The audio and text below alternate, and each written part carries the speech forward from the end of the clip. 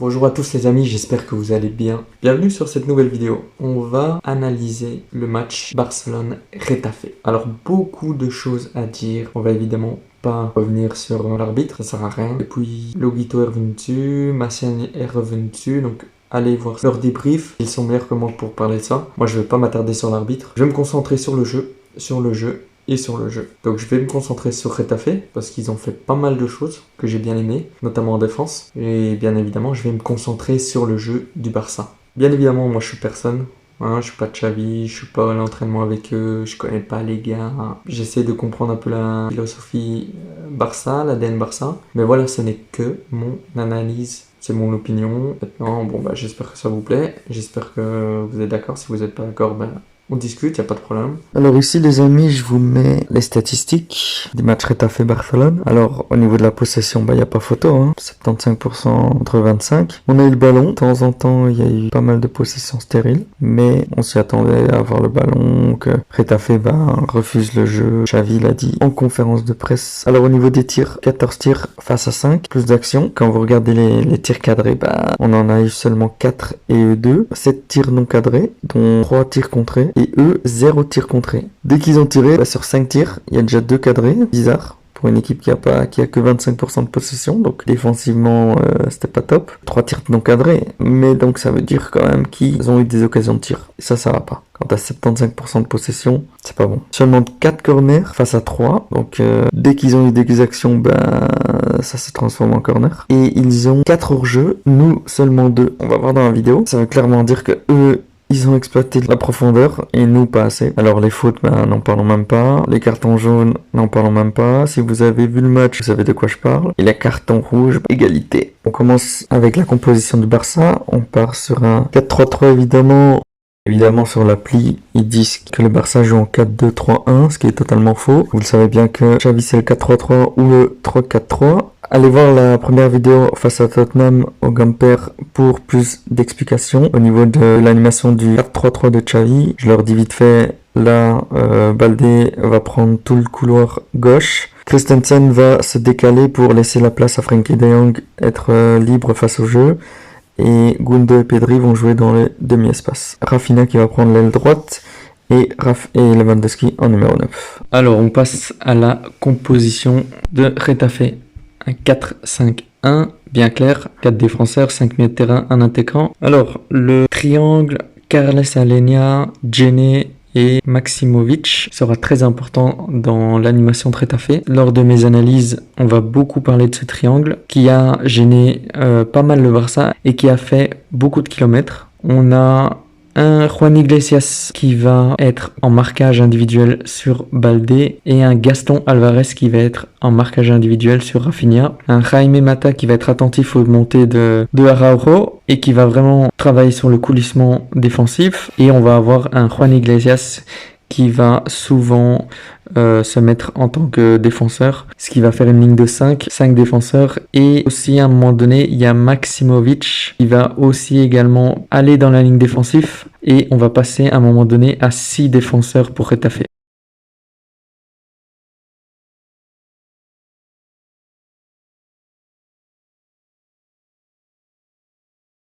C'est parti. Vous voyez ici les 3 attaquants, le 14, le 7 et Alenia, et les 3 milieux de terrain, et ensuite les 4 défenseurs. Vous voyez directement le numéro 8 de Retafe qui sort sur Baldé, marquage individuel. Pedri va être en marquage individuel, Romeo va être en marquage individuel, Baldé également. Tout le côté Araujo est disponible. Christensen fait tourner le jeu vers Koundé. Là, Retafe ne vont pas directement le chercher. Vous voyez, ils attendent d'être regroupés en bloc, les 3 attaquants et les 3 milieux. Et ensuite, l'attaquant va sortir sur Koundé qui va déclencher le press. Ici, vous voyez l'espace libre côté droit où, pour moi, Araujo peut s'y engouffrer parce que Retafe bloque bien le centre.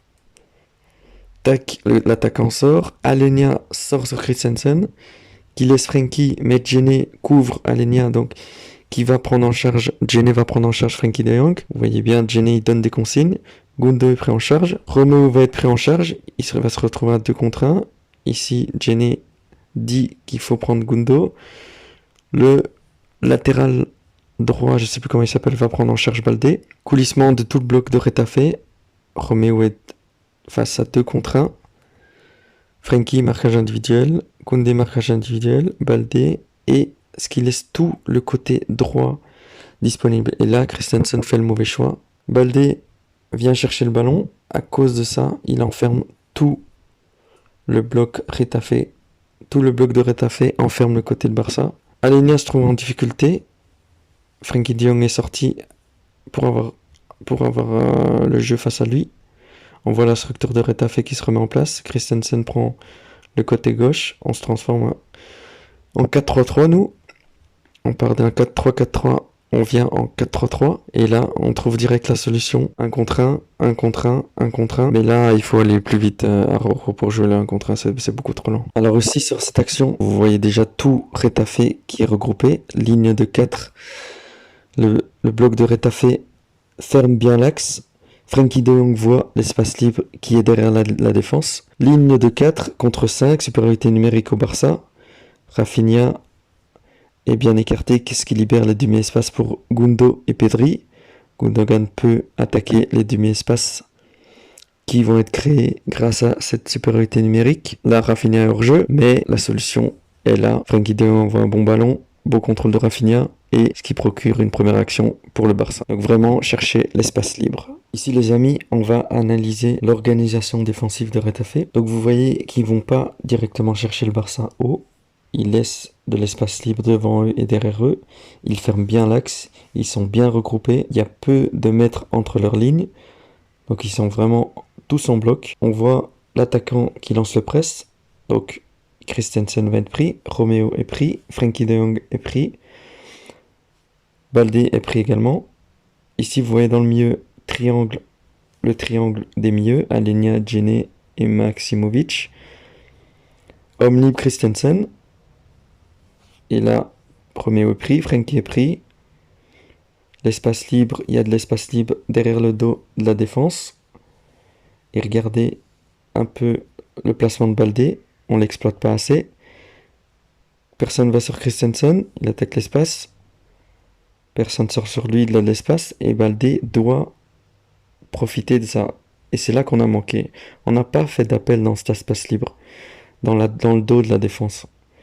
On n'a pas fait d'appel. Vous voyez que tout Retafe est regroupé dans le milieu de terrain.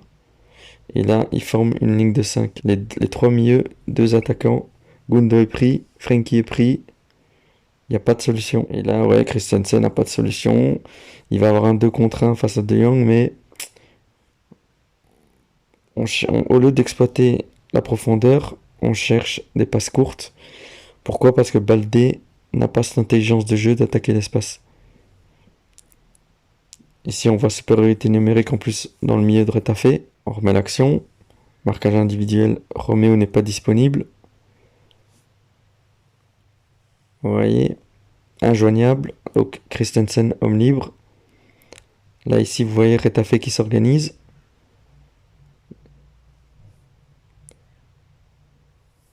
Maximovic qui doit prendre en charge Pedri. Il jette un œil où est Pedri. Vous voyez vraiment, tac, il scanne où est Pedri. Le 7 vient fermer. Là, Roméo est disponible, mais l'attaquant vient resserrer sur lui, ce qui est injoignable. Et là, enfin, on va le trouver, mais on n'arrive pas à progresser. Et là, évidemment, on force. Impossible de joindre Lewandowski, parce que c'était pas là la solution. Vous avez vu, Retafe est regroupé dans l'axe. Vous voyez tous les hommes libres. Frenkie de Jong, on va le revoir ici. Frenkie de Jong est disponible. Christensen également. Mais on choisit d'attaquer l'axe. Vous voyez 1, 2, 3, 4, 5. 5 défenseurs de Retafe. Gundo est solo. Possible de jouer en triangle avec Gundo, mais compliqué. Compliqué. Un triangle Koundé, Lewandowski, Gundo. Et là, tout de suite, Retafe récupère le ballon. Alors ici, Retafe a le ballon. Vous voyez, contrairement à eux, on n'est pas du tout structuré. Il y a de l'espace libre dans notre dos. Retafe va directement l'exploiter. Hop, balle en profondeur. Et Retafe se crée tout de suite une occasion dangereuse. Contrairement à nous, eux exploitent l'espace libre laissé par l'adversaire. Je vous remets la vidéo. Regardez là, on n'est pas structuré, on n'est pas organisé. On fonce tête baissée. On va presser alors que le bloc n'est pas organisé. Ça, il faut vraiment que Xavi travaille ça, quoi. Ici, sur cette action, les amis, on va voir la différence entre Retafe qui est organisé et nous qui ne sommes pas organisés du tout. Alors, vous voyez ici la ligne de 4. Juan Iglesias qui va avoir un rôle très important, qui va prendre tout le flanc. Donc, l'attaquant sort du press. Et là, on voit tout de suite, on va fermer côté ballon. Donc, Koundé pris, Romeo pris, Pedri va être disponible, mais on a un œil sur lui. Rafinha est pris. Côté opposé, tout le monde est dispo. Frenkie est pris. On voit ici le triangle défensif dans le milieu. Djene, Alenia et Maximovic. Ici, on a l'homme libre Pedri. On peut jouer un triangle Araujo, Romeo, Pedri, mais on ne le joue pas. Pedri, évidemment, il ne fait pas le bon mouvement sans ballon. Injoignable Koundé. Baldé disponible, Christensen aussi. On voit encore ce triangle défensif dans le milieu de terrain de Retafe. Là, Retafe va pas chercher, on va pas chercher sur Ter Stegen. On se regroupe, on reforme notre dispositif, notre système, le triangle dans le milieu, très important. Mais Juan Iglesias qui va prendre tout le flanc. Donc, un moment il est défenseur, un moment il est milieu. Là ici on voit Alenia qui sort sur Christensen, Frenkie de Jong disponible. On peut jouer ce triangle Christensen, Baldé et Frenkie. On ne le joue pas. Ici vous voyez les 4 défenseurs. Encore une fois le triangle Djene, Maximovic, Alenia. Et Pedri disponible de l'autre côté. On va encore fermer côté ballon. Araujo disponible. Tac, on sort. Évidemment, homme libre, Frenkie, on peut jouer, impossible de le jouer. Alenia ferme bien l'angle de passe. On voit les Gundo pris, Pedri dispo, mais on va pas le chercher. Et on revient, Ter Stegen et Retafe se regroupent tranquillement. On se reforme. On prend le temps de se reformer. Chez Retafe, ligne de 4 défenseurs. Koundé, hop. Ici, on a reformé le triangle. Ici, les 2 attaquants. Et ici, la ligne de 5. Et là, Alenia ressort sur Frenkie de Jong. Donc, le Retafe a essayé de presser le Barça. On referme côté ballon. Araujo n'est pas disponible. Il se cache. On ne le voit même pas sur l'écran. Ici, on voit la ligne de 5. Pourquoi? Parce que Iglesias prend tout le flanc. Gundo pas dispo. Baldé pas disponible vu que encore une fois, il vient fermer l'axe, il vient fermer le jeu et il n'exploite pas l'espace, il n'emmène pas son adversaire qui fait un marquage individuel avec lui. Et impossible pour le Barça de progresser. Alors sur cette action, on voit Pedri qui vient décrocher, qui vient appeler dans l'espace libre. Christensen, il prend pas l'info. Il va jouer Gundogan et c'est là qu'on voit la difficulté. Christensen s'excuse, mais c'est là qu'on voit toute la difficulté et encore la progression que Christensen doit avoir. Il prend pas l'information. Et quand tu es joueur au Barça, c'est une erreur grave. Ici, personne dans l'axe. On joue avec un double pivot, mais on sait pas où ils sont. Donc, erreur dans l'organisation. Christensen, il n'y a pas de solution parce qu'il n'a pas pris l'info et on n'exploite pas l'espace libre, encore une fois. On reste sur Christensen. Et là, vous voyez dans le bas de votre écran, je l'entoure ici, Xavi qui lui dit d'écarter et va dans l'espace libre. Parce que Christensen, il comprend rien, il sait pas où il doit se passer, il sait pas ce qu'il doit faire. Ça, je comprends pas. Il n'a pas l'intelligence de jeu. On voit encore une fois tout l'espace libre derrière le dos de la défense. Baldé peut profiter de ça. Donc Christensen s'exécute. Et là, Baldé, il vient encore une fois fermer le jeu. Au lieu d'exploiter l'espace libre derrière le dos de la défense. Je comprends pas. Ce gars a été formé à la Masia. Mais qu'est-ce que... Je comprends pas ça. Alors, je vais un peu dire du positif pour le Barça, parce que depuis tout à l'heure, je les défonce. Sortie de balle, on voit Retafe qui est cette fois-ci parti très haut chercher le Barça. Araujo prend bien l'espace derrière, je sais pas comment il s'appelle. On va chercher l'homme libre. Araujo peut progresser. Et là, très bien joué d'Araujo. Mais après, Robert, n'en parlons même pas. Je comprends pas. Je comprends pas cette erreur de Robert, mais qu'est-ce qu'il fait? Qu'est-ce qu'il me fait? Mais pourquoi il fait ça? C'est quoi ce ballon de merde? Putain, Robert. Tac, contrôle et puis bien en volant en profondeur, en volant en l'air, je sais pas, mais déjà pourquoi il donne le ballon? Ouais, non, il est pressé. Donc il doit se dépêcher. Ben ouais, parce que son premier contrôle est foiré. Techniquement, c'est pas bon. Dans cette séquence vidéo, on va analyser l'un des points faibles de Retafe, le côté de Jaime Mata, le côté droit, en prise avec Araujo qui laisse Romeo seul, il ferme pas l'axe. On voit ici Rafinha en marquage individuel, Pedri également. On voit la ligne des défenseurs des 5, 1, 2, 3, 4, 5. Damien Suarez qui est sorti sur Gundo, mais après qui va revenir en arrière.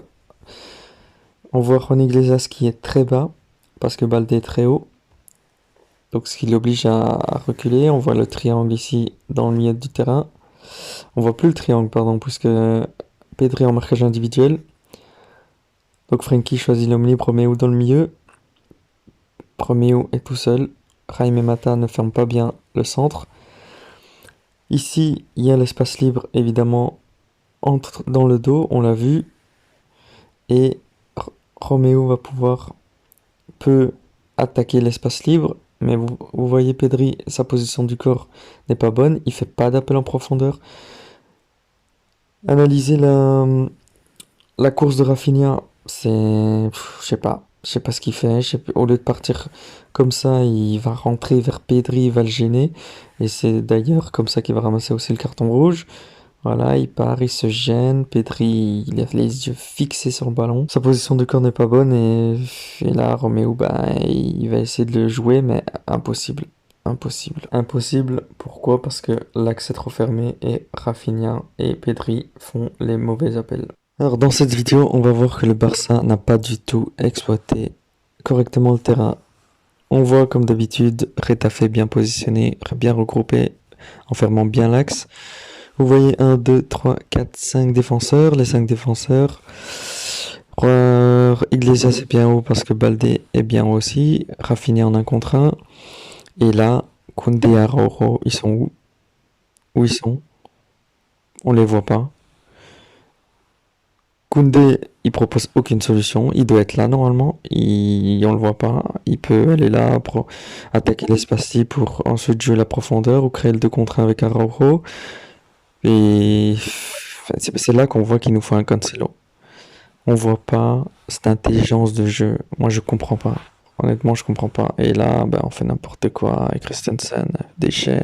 Alors, dans cette longue séquence, on va voir tout le problème que le Barça rencontrait en première mi-temps, c'est-à-dire leur mauvais placement sur le terrain. On voit le côté de Araujo libre et le Barça.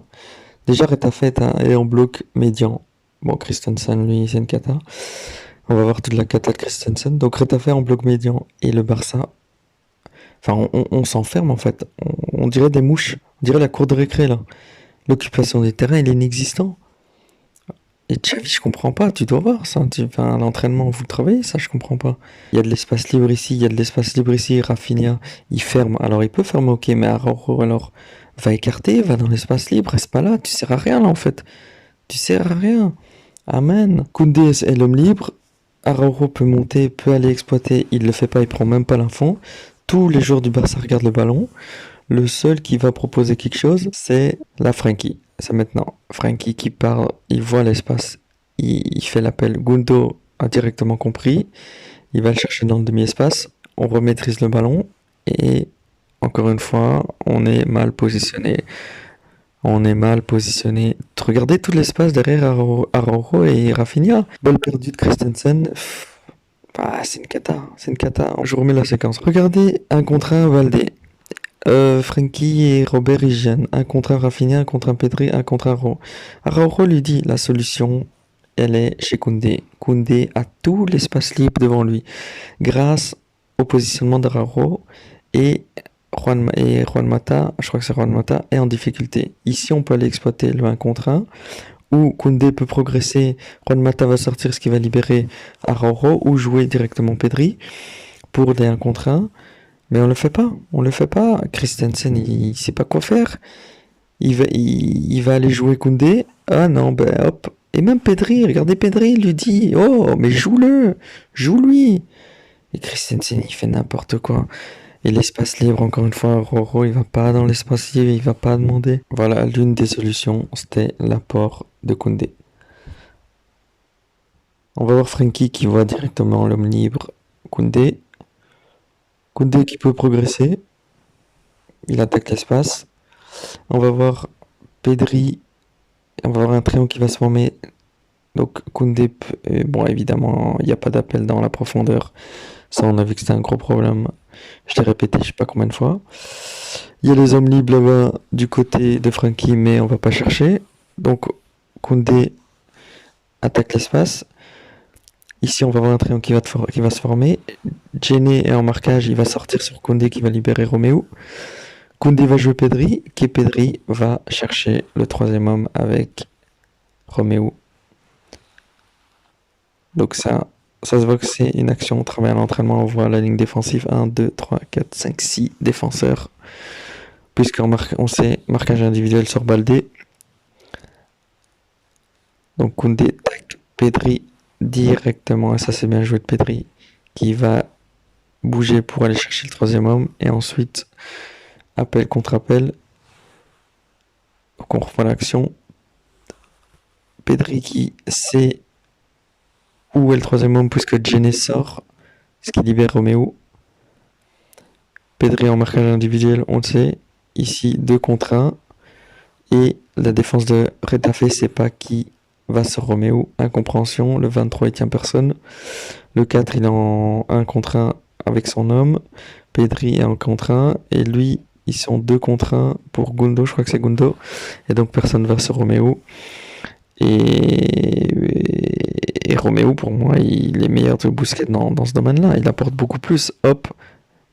Et hop. Dommage, mais c'était bien joué. Franchement, bien joué de la part de Roméo. Donc là, je vous mets une séquence qui veut tout dire. Xavi qui donne des consignes à Christensen qui semble perdu. Xavi, on a l'impression que Xavi lui dit tourne le jeu, joue Christensen, ou alors contrôle, et puis tu joues une touche, 2 touches, casse une ligne. Parce que Christensen, évidemment, il est perdu. Et donc, pour ceux qui critiquent Xavi, il a directement compris où était la solution. Donc pour moi, le responsable sur ce match-là, ce n'est pas Xavi. Alors ici, je vous mets cette séquence quand Onfa, le Barça, a compris qu'il fallait jouer le dos de la défense. On voit Rafinha en 1 contre 1, Pedri dans le demi-espace, quasiment toujours au marquage individuel. Pedri est toujours en marquage individuel par Maximovic. On voit cette ligne de 5 défenseurs, car Baldé très haut. Suarez est descendu sur Lewandowski, quasi un marquage individuel. Et là, Rafinha fait le bon appel. Koundé voit le bon appel, voit l'espace libre. Hop, très bon ballon. Contrôle parfait. Et là, dommage, on n'a pas eu de chance.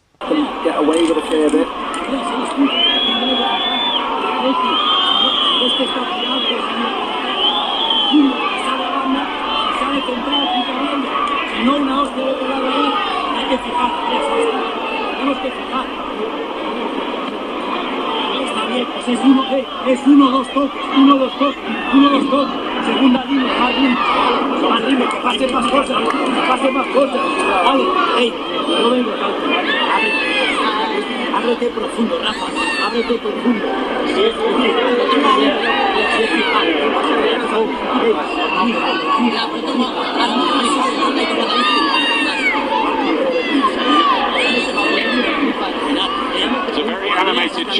Ce moment-là, j'ai kiffé sur le direct, parce que là, vraiment, on entend les consignes de Xavi. Il disait, il faut fixer. Il disait également, si Gundo sort, il faut aller chercher le dos de la défense, avec des longs ballons. Chercher les longs ballons, soit de Baldé, soit de l'autre côté. Il faut fixer. Il dit il faut aller fixer. Il parle au central à Koundé, à Christensen. Fixer. Après, il dit une touche, deux touches. Il demande beaucoup plus de vitesse dans la circulation du ballon. Il dit à Baldé, viens pas chercher, reste haut, reste profond. Rafinha également. Et après, il parle avec Roméo qui lui explique où est l'homme libre. Ah, cette séquence, c'était top. C'était vraiment top. Je vais revenir sur l'action du carton rouge. Alors, Xavi a dit ses consignes. Donc ici, on voit Baldé qui va bien haut, qui va plus chercher chez Frenkie. Il fait d'ailleurs des appels, ce que Xavi lui a demandé. Donc là, on va chercher enfin, on a 40 minutes, on va enfin chercher le dos de la défense. Mais ce qui me saoule, c'est que c'est Xavi qui doit le dire, quoi. Les joueurs, ils manquent d'intelligence de jeu.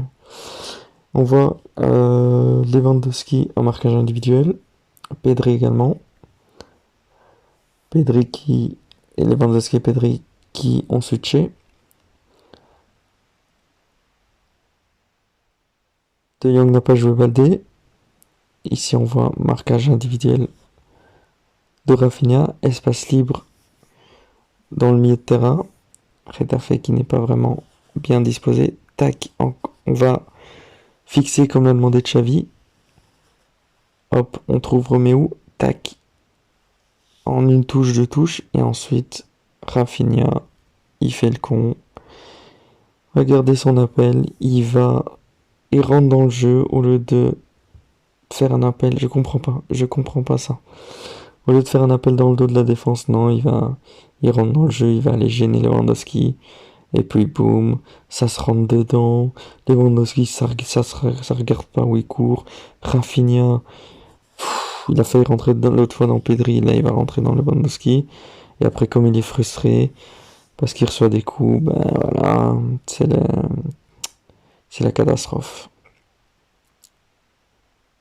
Et rouge, mérité. Alors, suite, après ce carton rouge, on va voir Pedri qui va être pris en charge par l'homme de Rafinha, Gaston Alvarez.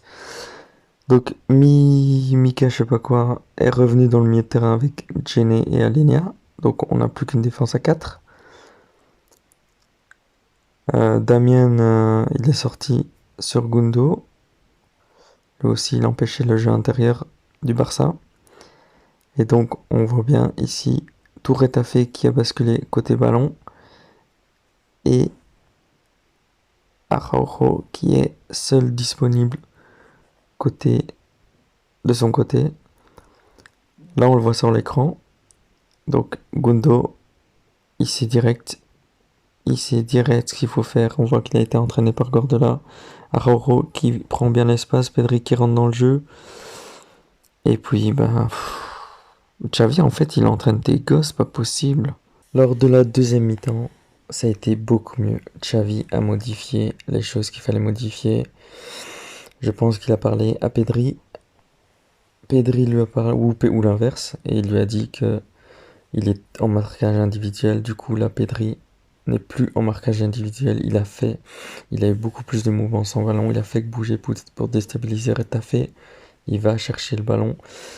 Frenkie de Jong est maintenant face au jeu, ce qui est sa force. Et Xavi a mis Abdé pour ne pas que Baldé revienne tout le temps vers l'arrière et écarte bien le jeu. Araujo a pris l'autre flanc également. Donc Pedri qui vient décrocher, il vient jouer comme il sait le faire.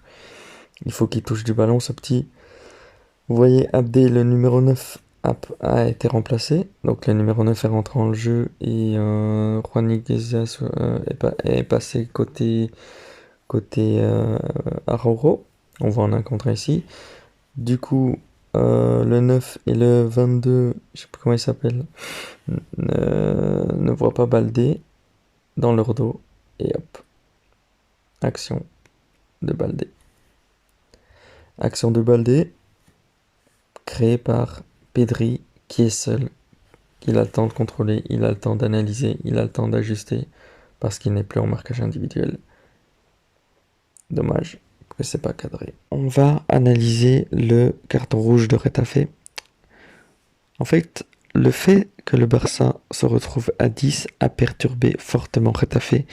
Ils n'ont pas su s'organiser. On va le voir ici. Araujo, il est tenu par personne. Abdé en 1 contre 1. Mais, rappelez-vous, en premier mi-temps, c'était Iglesias qui prenait Baldé. Du coup, ici, pareil, Jaime Mata, qui en première mi-temps tenait Araujo, forcément il va sur Roméo. Mais ce n'est plus Roméo qu'il fallait tenir en fait. Son homme c'était Araujo, il fallait qu'il continue à tenir Araujo. Le Retafe